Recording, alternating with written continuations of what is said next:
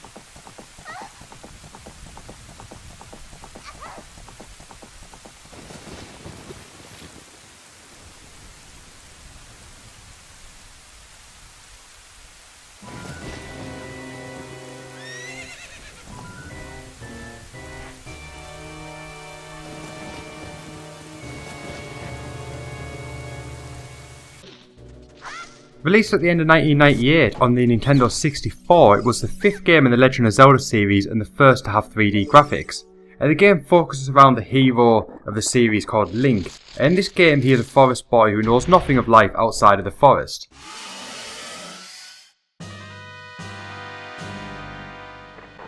That all changes though after the evil Ganondorf sets out to obtain the Triforce, which grants the wishes of whoever holds it.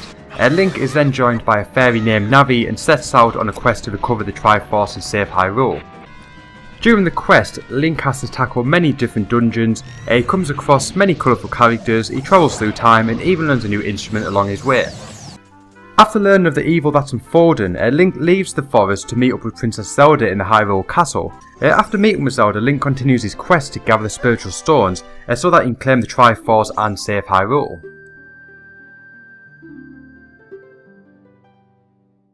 However, once he finishes this quest, he encounters Zelda, who is fleeing the castle, followed by Ganondorf, and then after this has happened he goes into the Temple of Time to open up the Sacred Realm, and when he does so he is ambushed by Ganondorf, who then steals the Triforce.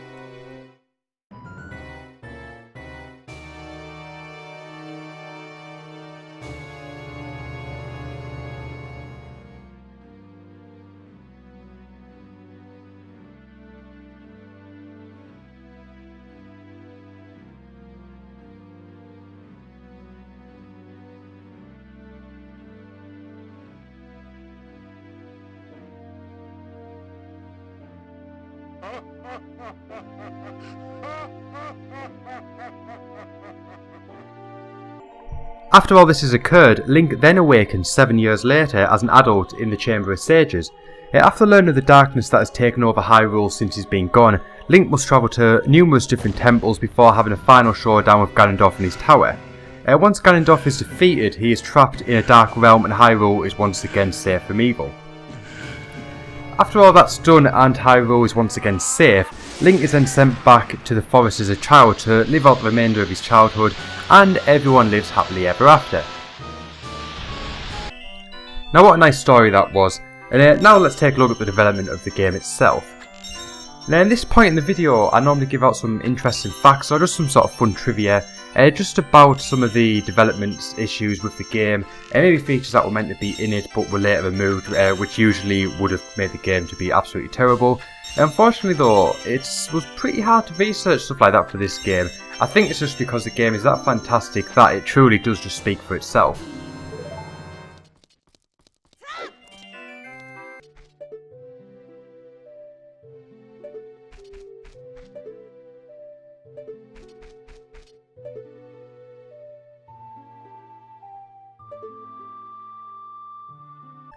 Moving on to development now, the game was developed side by side with Super Mario 64. Super Mario 64 was released first, and Ocarina of Time was actually intended to be released on the N64 DD. The game was developed by a team of over 120 people, who most of them were new to developing 3D games, and I think it's safe to say that they did a pretty good job. Similar to GoldenEye is another good example where the team was actually really small with pretty much no knowledge of making games, yet they managed to make one of the greatest games of all time. One interesting fact that I did find out about the game though is that the game was originally meant to be played in the first person, but thankfully it was later changed to the third person as it was seen as essential that the player was able to see Link. It was initially intended that when you were sort of roaming Hyrule, that it would be played in the first person, and then when you were in a battle it would move to the third person, which doesn't really make much sense, so thankfully they changed that. I think it was because when they made the child Link, because it wasn't originally meant to be a sort of child Link and then adult Link story, I think when they did the child Link they sort of realised that how good he looked and sort of wanted to show him off, so thankfully we ended up with a version of the game we all know and love. The game was also the largest that Nintendo had ever made at the time, with many people worried about whether the cartridge would be big enough, and this is because the game was originally intended to be on the N64 DD, which had a much larger capacity than the N64 cartridges do.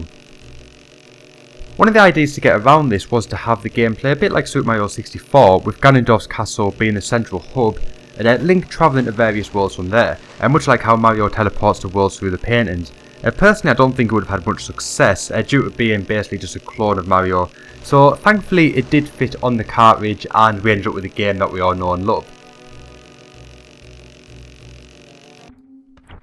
Over the years there's been numerous re-releases of the game. There was an expansion disc planned for the N64 called the N64 DD, which a game called Zelda was intended to be released on.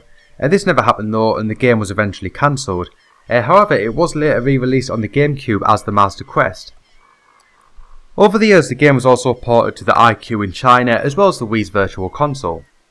In 2011 Nintendo re-released the game for the Nintendo 3DS. The 3DS re-release had much smoother graphics and also introduced full 3D rendering, as well as making use of the touchscreen for first person views such as when using a slingshot. The re-release included the original Ocarina of Time as well as the Master Quest and the all-new boss challenge mode. Definitely one of the most popular 3DS titles, it had its own special edition 3DS console which looked absolutely stunning, and it also had pretty good sales, and one that also helped introduce newer gamers to the Zelda series.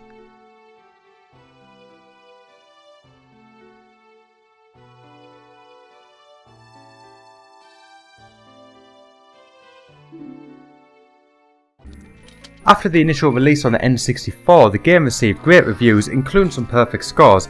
It's still highly influential today and is seen as a benchmark for the genre.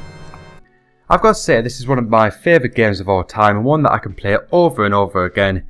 And that's why I wanted it to be the last video in the series, because what better way to go out with a bang than with the Ocarina of Time. And on that note guys, that brings this video to a close. I hope you've enjoyed it and I hope you've enjoyed the series as a whole. I've had an absolute blast doing this.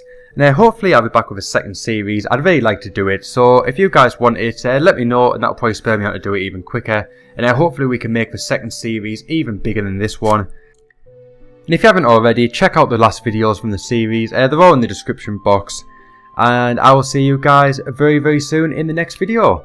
Until then guys, bye for now.